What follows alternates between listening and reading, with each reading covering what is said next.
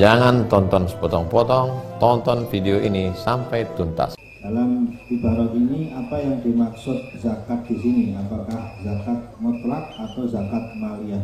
Zakat mal saja. Innamas sadaqatu lil fuqara wal masakin wal amilina 'alaiha wal muallafati qulubuhum wa fir riqab wal gharimin wa fi sabilillah wa ibnis sabil. Allah. 8 asnaf tidak ada menyebut masjid, maka zakat tidak dibenarkan untuk masjid menurut 4 mazhab.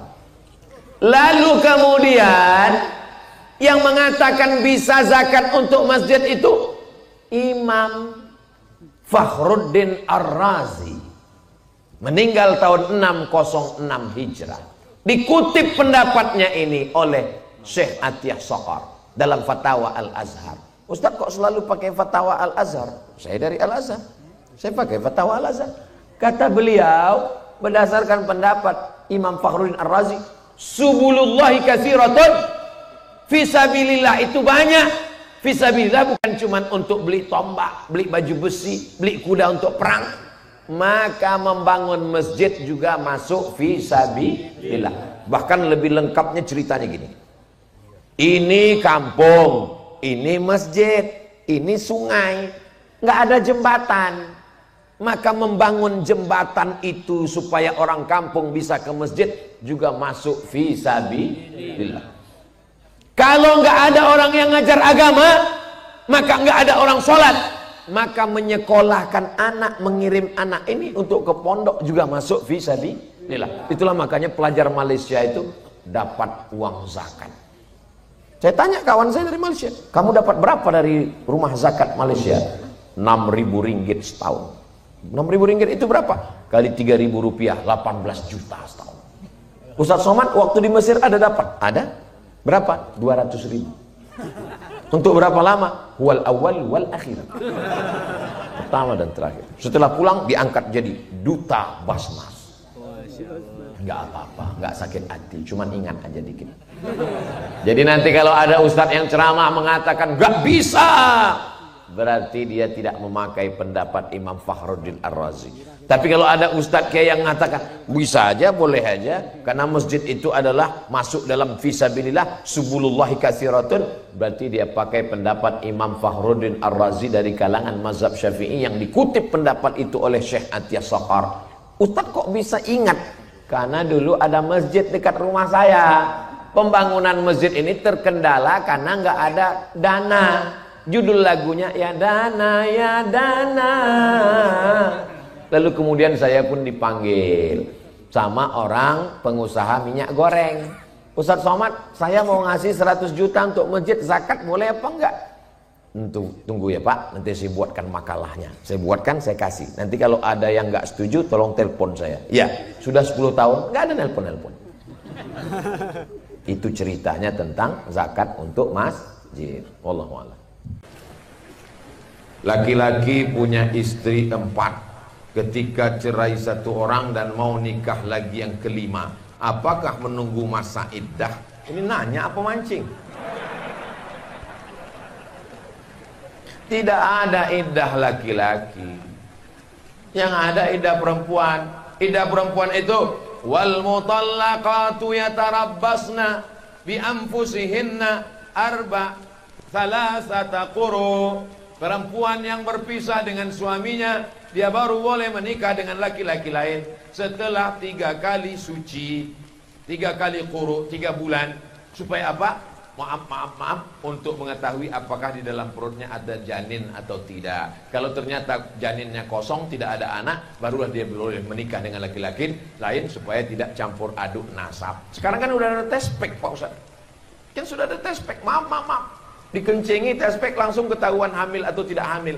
Tespek itu ada kemungkinan. Kemungkinan apa? Maybe yes, maybe no. Dalam kaedahnya ad-dalil idza ihtamal saqata bihil istidlal. Kalau dalil itu mengandung kemungkinan, dia tidak bisa jadi dalil. Itu maka tespek tak bisa dipakai. Maka tunggu 3 bulan.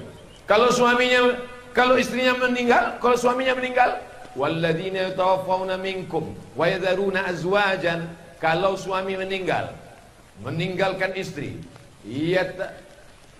yadharuna azwajan yatarabbasna bi anfusina arba'ata ashhurin wa ashra, tunggu 4 bulan 10 hari baru dia boleh menikah. Perempuan, adapun laki-laki maka dia tidak ada iddah. Tapi kita tinggal di negara Kesatuan Republik Indonesia, Bapak Kepala Kantor Kementerian Agama, ada Majelis Ulama Indonesia, dan ada Mahkamah Agung.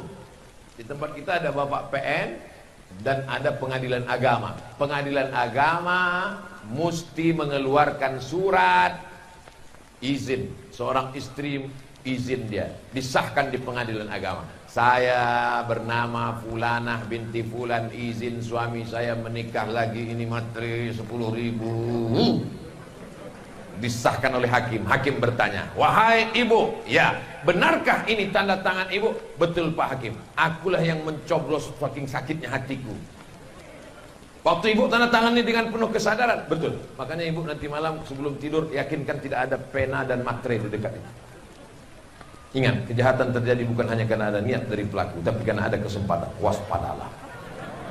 Ustadz, saya mau nanya tentang ukhuwah basyariah, kemanusiaan. Dosakah saya kalau saya tidak menjalin ukhuwah basyariah dengan ayah, padahal semasa hidup dia seringkali buat hati ibu saya sakit, menangis. Bahkan pada saat ibu saya meninggal dia tidak datang ke makamnya. Bagaimana pendapat Pak Ustadz?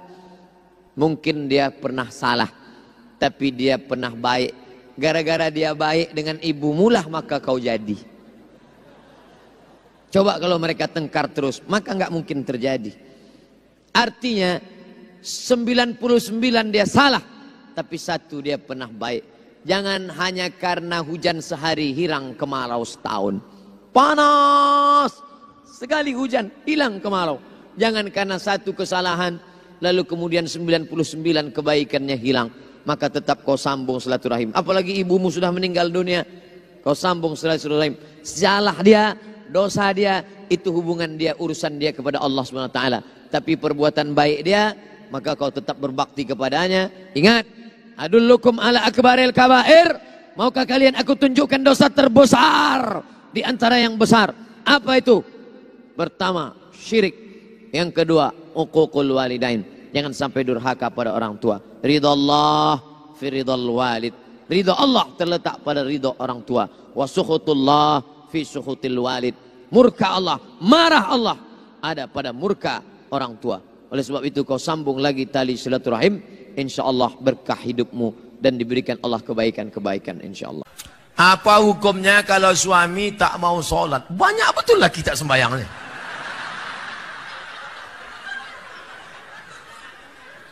Makanya akan datang kupesankan bu, kupesankan pak, kalau kalian mau menerima calon menantu adakan fit and proper test.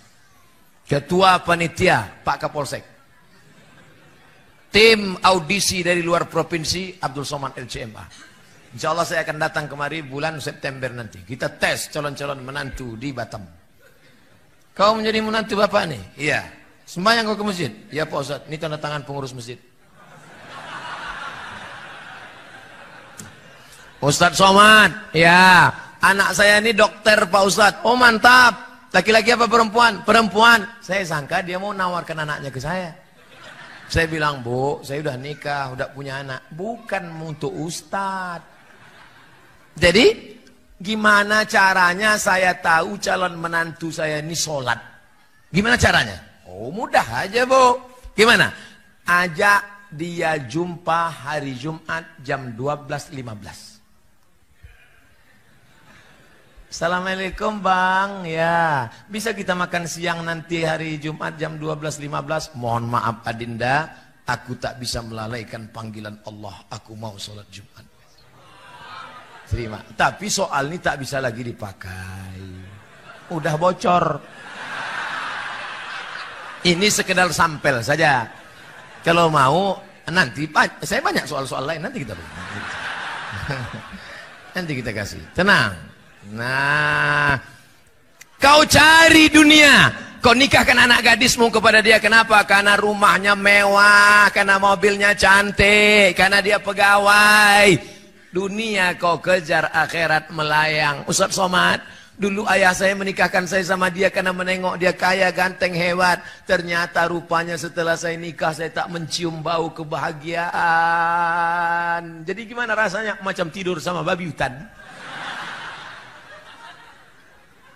Kasihan anak gadis kita yang dibesarkan di rumah, diajarkan tahfiz Quran, disambut dengan marhaban tola al badru alaina, tiba-tiba menikah dengan Fir'aun level 2 ini.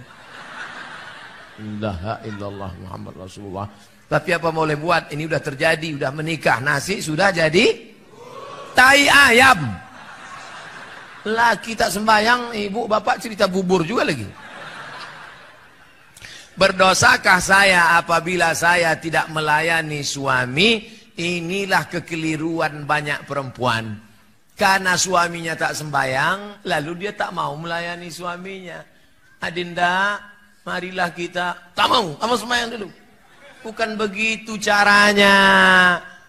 Ibu kan punya wali. Wali ibu itu ayah, datuk, abang, adik, pakcik, abang ayah, adik ayah.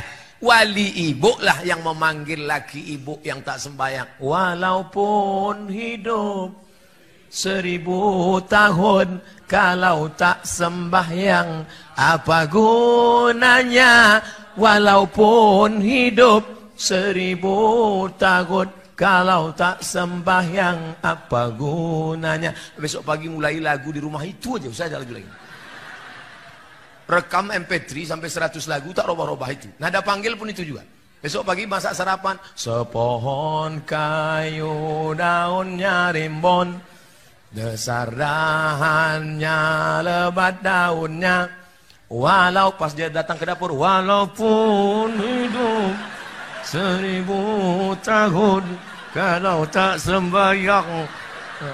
Kau nyindir aku? Enggak bang. Apa gunanya? Jadi yang ngomong itu wali ibu. Jangan karena negara tidak menunaikan kewajiban, lalu kita mencuri listrik. Ini tak benar. Ini logika berpikir seperti ini tak benar. Ustaz kok tahu? Saya sosialisasi fatwa MUI haram curi listrik. Waktu pas saya sosialisasikan haram curi listrik, haram curi listrik. Datang satu orang bertanya, Ustaz, negara yang curang, maka kita pun boleh mencuri. Itu logika tidak benar. Karena listrik itu bukan punya negara. Listrik itu punya umat yang dikelola oleh negara. Orang yang mencuri listrik, maka dia sedang mencuri harta milik siapa? Milik umat. Minta ampunnya pada umat. Begitu juga dengan ini. Suami yang tidak sholat, bukan serta-merta lalu ibu tidak menunaikan kewajiban. Itu bukan solusi. Solusi jalan tengahnya adalah wali ibu menasehati dia. Itulah pentingnya sebelum nasihat ada nasihat pernikahan. Sehari sebelum nikah, undang ustadz dari pagi sampai siang sampai sore nasihat ke calon menantu. Jangan di situ akad nikah, di situ ada nasihat pernikahan.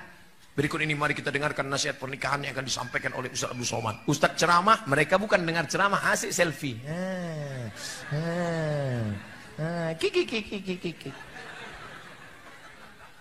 Karena saya pernah dengar dari ustaz lain, apabila suamimu tidak mau sholat, berarti kamu sama halnya berhubungan dengan setan. Makasih Pak Ustaz. Orang yang tak sholat itu dua. Yang pertama fasik, yang kedua kafir. Apa beda fasik sama kafir? Tanya dia, bang, abang kenapa tak sholat? Menurut saya sholat itu buang-buang waktu saja. Nah, itu kafir. Kalau begitu nanti jawaban suamimu, maka kau sudah fasah dengan dia. Kalau suami menjatuhkan talak, namanya talak. Kalau istri menggugat, namanya khulu. Kalau otomatis dilepas hakim, namanya fasah. Karena suami sudah murtad. Tapi kalau ditanya, abang kenapa tak sholat?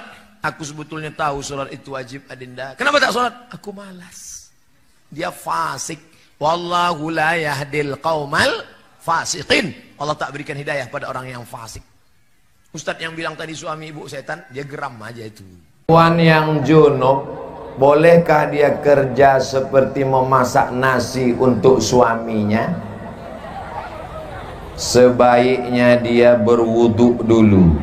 Sebagus-bagusnya dia segera mandi. Tapi kalau kedinginan atau mati lampu atau kerannya tidak jalan atau sumurnya tiba-tiba kering, setidak-tidaknya dia berwuduk. Kalau dia tak bisa berwuduk, kata dokter, jangan berwuduk ya bu, nanti kalau ibu berwuduk mati. Maka dia bertayamum. Tapi sebagus-bagusnya dia mandi, barulah dia melakukan aktivitas. Yang tidak boleh sama sekali 7. Tak boleh megang Quran, tak boleh baca Quran, tak boleh bawa Quran, tak boleh masuk masjid, tak boleh iktikaf, tak boleh tawaf, tak boleh sholat, tak boleh puasa. Nah, itu tak boleh sama sekali, haram hukumnya.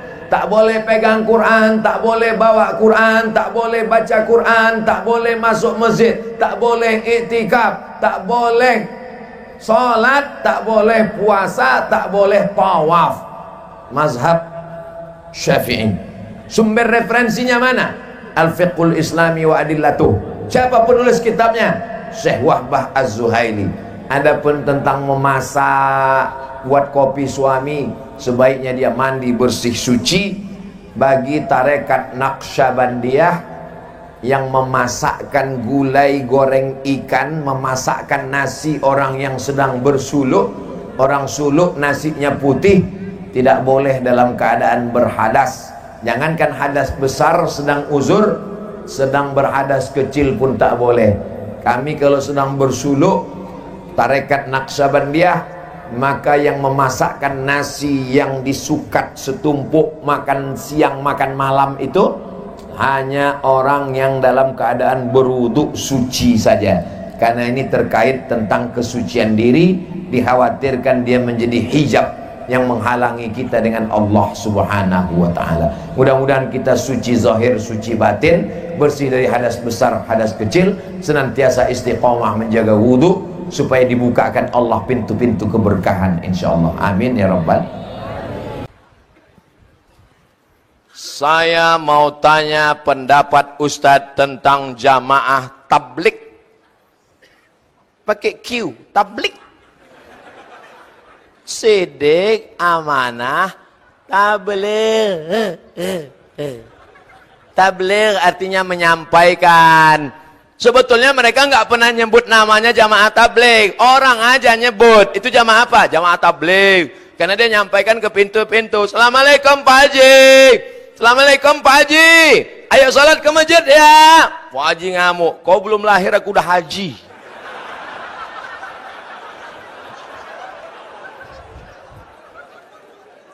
Abdul Somad datang kemari, disambut bupati, disediakan speedboat, dijemput di airport, ada tim yang mengawal. Jamaah tabligh datang sendiri, tidak ada yang nyambut, datang tak dijemput, pulang tak diantar.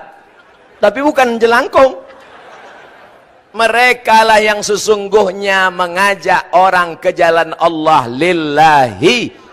Jangan ejek, kalau sanggup ikut, kalau nggak sanggup jangan ejek. Kenapa kau ejek jamaah tabligh? Karena jamaah tabligh pakai sorban, Nabi pakai sorban. Nabi pakai sorban.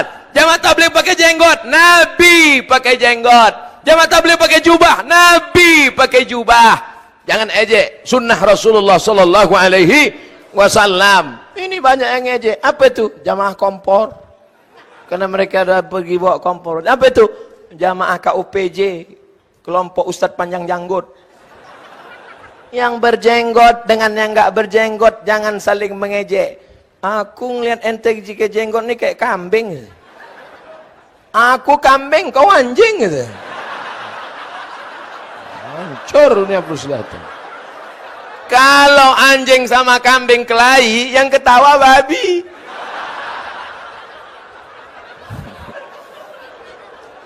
Yang pakai jenggot bagus, ikut sunnah Rasulullah. Yang belum pakai jenggot, besok pagi ambil kemiri, bakar, gosok-gosok. Dulu kecil kita gitu kan? Mau nggak alis matamu tebal? Ya cukur. Oh. Habis itu ambil kemiri. Oh. Saya buat dulu gitu.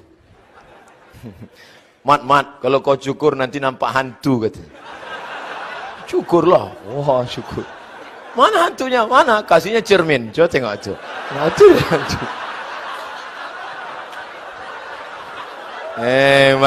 Alhamdulillah kita masih punya masa kecil yang bisa diceritakan, dikenang. Anak zaman sekarang masa kecilnya game online, PlayStation. Enggak ada kenang. Kita dulu masih kecil ngejar layang-layang, ingat? Ambil kaca, digiling pakai batu, masukkan ke kaleng susu, campur sama limka. Oh, jemur. Habis itu laga. Oh, laga berdarah-darah, bukan tangan berdarah, kain berdarah. Baru sunat pagi, sore udah ngejar layang-layang. Tapi indah untuk diceritakan. Ngejar layang-layang badan sehat, berenang di sungai badan sehat. Anak sekarang badan gak bergerak, duduk main gadget. Bam, pecah pembuluh darah, mati. Umur saya 19 tahun, tapi jatuh hati dengan seorang, tak pernah bercakap. Oh, dia 19 tahun jatuh hati, tapi dia tak ada cakap, senyum-senyum je. Tersenyum sekali saja, Ustaz. Solehah orangnya. Salahkah saya mendoakan kebaikan untuk dia? Berdoa untuk dapat dengannya satu hari nanti?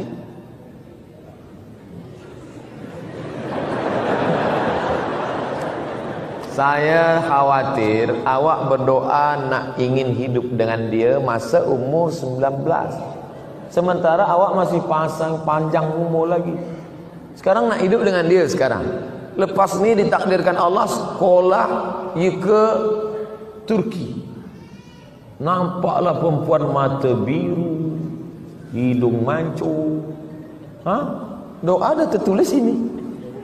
Akan menyesal. Jadi kita berdoa ni, ya Allah, bagi yang 19, bagi yang 20, jangan ajarkan Allah Ta'ala. Cukup saja berdoa, ya Allah, bagilah aku yang terbaik untuk agamaku dunia dan akhirat. Itu. Sebab takut nanti menyesal. Dapat yang sekarang ni nampak cantik sekarang, tapi hati berbolak-balik. Sekarang nampak hitam manis, nanti hilang manisnya tinggal hitam. Oleh sebab itu maka yang nak berdoa, doa saja, ya Allah bagi aku jodoh yang boleh menolong aku untuk kebaikan duniaku dan akhiratku. Itu saja. Kalau memang jodoh, nanti akan dapat dia. Tapi kalau menurut Allah yang lebih baik daripada dia, kenapa kita tolak? Kadang kita ni menyangka kita lebih paham daripada Allah Ta'ala. Az-zaw al-mar'atu salihatu allati tu'inu ala imanihi. Begitu bunyi hadisnya. Al-mar'atu salihatu, perempuan yang salihah, allati tu'inu ala imanihi, yang menolong iman lelaki. Itu yang diharapkan. Yang boleh tolong iman kita. Kalau tak boleh tolong iman kita, dia tak tahu salih. Mana yang lebih diutamakan? Ibu atau istri? Ibu-ibu mesti berkata, aku milik suamiku, suamiku milik ibunya. Banyak yang mengangguk. Yang tak mengangguk, ragu dia. Aku milik suamiku, suamiku ini milik maknya. Ibu kenal bapak ini kan setelah dia kerja, setelah dia 22 tahun, setelah dia tamat, setelah dia kuliah, setelah dia punya duit.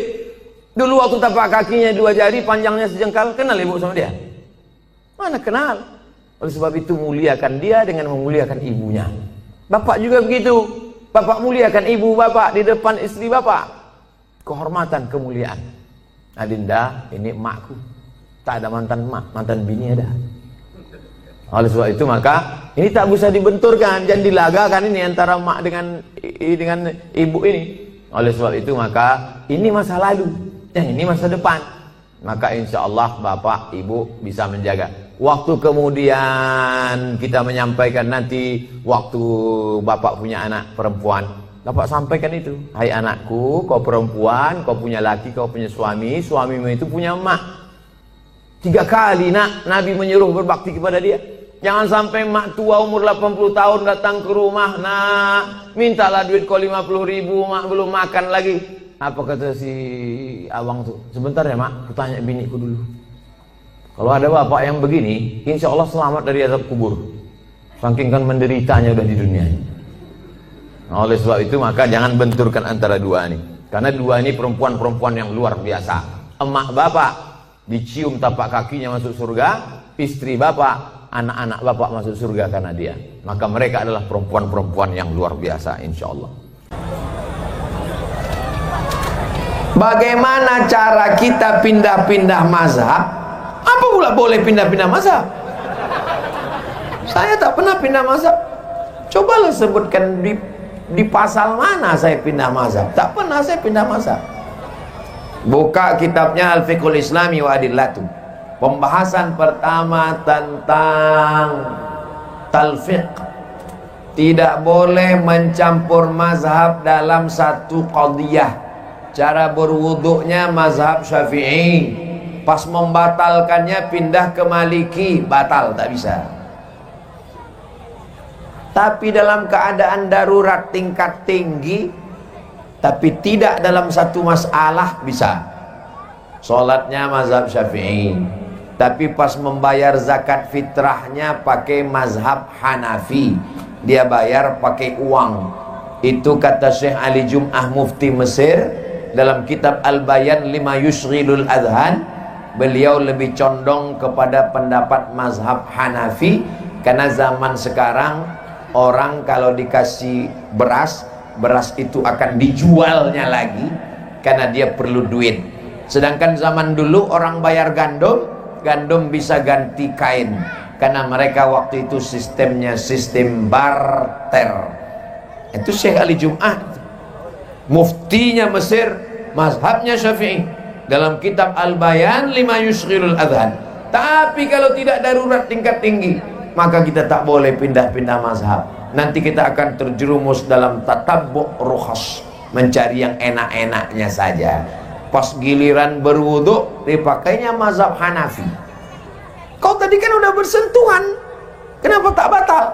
Aula mastumun nisa. Batal itu kalau jima. Kalau tak jima tidak batal. Kalau hanya bersentuhan tak batal. Mazhab apa yang kau pakai? Aku pakai mazhab Hanafi. Pas giliran berkurban, kau tak berkurban. Mazhab Hanafi kan wajib. Aku Syafi'i aja, sunat muakkad. Pas giliran nikah, nikah itu dalam mazhab Syafi'i mesti pakai wali. La nikaha illa biwaliyin. Tiba-tiba dia tanpa pakai wali, aku udah nikah tadi. Siapa menikahkan? Perempuan itu kan boleh nikah sendiri menurut mazhab Hanafi. Ini namanya mazhab kutu loncat. Ini namanya mazhab tupai. Lompat sana, lompat sini, lompat-lompat. Maka kita istiqomah dalam mazhab Syafi'i insyaallah. Amin ya rabbal.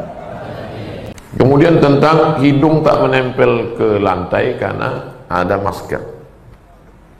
Menempelkan hidung ke lantai adalah sunnah, bukan syarat sahwu sujud. Jadi kalau dia tempelkan hidungnya maka afdal. Kalau tidak menempel hidungnya sah.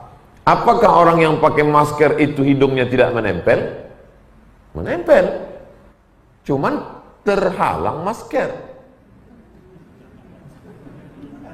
Nah, yang jadi masalah, apakah anggota tubuh yang mestinya kena lantai terhalang dengan kain yang menempel di badan itu dianggap sebagai penghalang? Saya bilang sekali, apakah kain di badan, menempel di badan, menghalangi 7 anggota tubuh yang mestinya menempel waktu sujud itu dianggap sebagai penghalang? Ujung kaki, ujung lutut, ujung telapak tangan, ujung kening, wajah. Apakah pakaian tidak menghalang? Mana dalilnya? Ketika sahabat Nabi sedang sholat, kebetulan dia sholat di atas pasir. Pasir itu panas, ditariknya ujung jubahnya untuk mengalas keningnya supaya tak kena ke pasir. Dia sholat di pasir. Panas pasir nih kalau kena ke keningnya. Ditariknya ujung jubahnya, ujung jubah, sujud dia di atas. Itulah dalil boleh. Itulah dalil bahwa kalau pakaian yang menempel di badan menghalangi tidak dianggap sebagai penghalang. Karena jubah itu kan menempel. Begitu juga dengan masker. Masker ini kan menempel di badan dia. Menghalang, maka dia tidak dianggap menghalang. Dua jawabannya. Pertama, andai dianggap menghalang pun sujudnya tidak batal. Karena menempelnya hidung itu bukan syarat, tapi kesempurnaan. Andai dianggap tidak menempel, maka tidak menjadi masalah. Ini tentang. Adapun hadis Nabi mengatakan menyuruh orang waktu sholat, dia pakai toilasan sorban di atas, lalu ditutup. Hadisnya dhaif. Ada hadis dalam Sunan Abi Dawud yang mengatakan Nabi menyuruh buka. Saking panasnya, kalau panas cuaca itu, maka yang udara hangat itu masuk ke hidung sakit. Lalu di ujung jubahnya itu, ujung sorbannya itu ditutupkannya. Sehingga matanya aja yang kelihatan, laki-laki. Sholat dia. Lalu Nabi menyuruh buka, karena sholatmu tidak sah. Hadis tentang itu dhaif. Hadis dhaif hanya bisa dipakai untuk fadail a'mal. Hadis dhaif tidak bisa dipakai dalam masalah akidah. Tidak bisa dipakai menetapkan halal haram sah tidak sah. Tidak dipakai kalau di dalam rawinya ada kadzab pendusta. Tidak dipakai kalau bernaung di bawah hadis yang sahih bisa dipakai, dan untuk fadail a'mal. Adapun untuk menetapkan halal haram sah tak sah, maka hadis dhaif tak bisa dipakai. Itu maka hadis, begitu juga dengan hadis dalam Sunan Abi Dawud tentang orang yang isbal, mata kakinya tertutup celananya, lalu disuruh ulang sholatmu, karena sholatmu tadi tidak sah. Hadis yang menyuruh ulang sholat karena mata kaki tertutup, maka hadisnya dhaif, tidak bisa untuk menetapkan hukum sah tak sah. Jadi kalau ada imam misalnya luruskan shaf, angkat kaki celana karena takut dia tidak sah, maka sah saja.